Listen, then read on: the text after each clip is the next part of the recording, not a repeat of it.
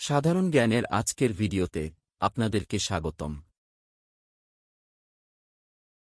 আজকের ভিডিওতে আমরা হাদিস শরীফ থেকে এমন কিছু পাপের কাজ নিয়ে আলোচনা করব, যেগুলোর কারণে কিয়ামতের দিন আল্লাহ তাআলা নিজেই উক্ত ব্যক্তিদের বিরুদ্ধে বাদী হয়ে বিচার করবেন।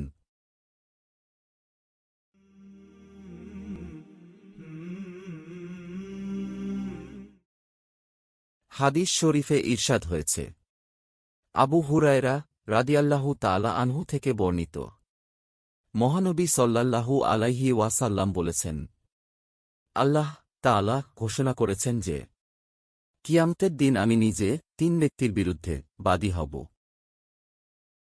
এক ব্যক্তি যে আমার নামে ওয়াদা করে এবং তা ভঙ্গ করে। আরেক ব্যক্তি যে কোনো আজাদ বা স্বাধীন মানুষকে বিক্রি করে তার মূল্য ভোগ করে। আর এক ব্যক্তি যে ব্যক্তি কোনো মজুর নিয়োগ করে তার থেকে পুরো কাজ আদায় করে তার পারিশ্রমিক দেয় না। হাদিসটি বুখারী শরীফে বর্ণিত হয়েছে। হাদিস নাম্বার 2227।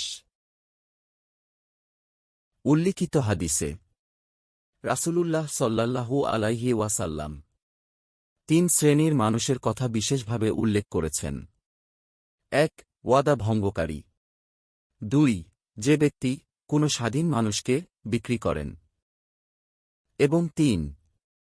যে ব্যক্তি শ্রমিকের পারিশ্রমিক আদায়ের ব্যাপারে প্রতারণা করেন।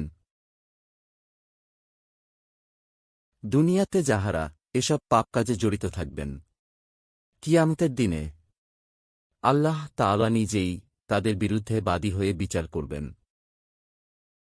অর্থাৎ কিয়ামতের দিন তাদের অবস্থা হবে ভয়াবহ, এতে কোনো সন্দেহ নেই। আল্লাহ তাআলা আমাদেরকে এই সমস্ত পাপের কাজ থেকে বিরত থাকার তৌফিক দান করুন। ভিডিওটি ভালো লাগলে লাইক করুন, সাবস্ক্রাইব করে আমাদের সাথেই থাকুন। ধন্যবাদ।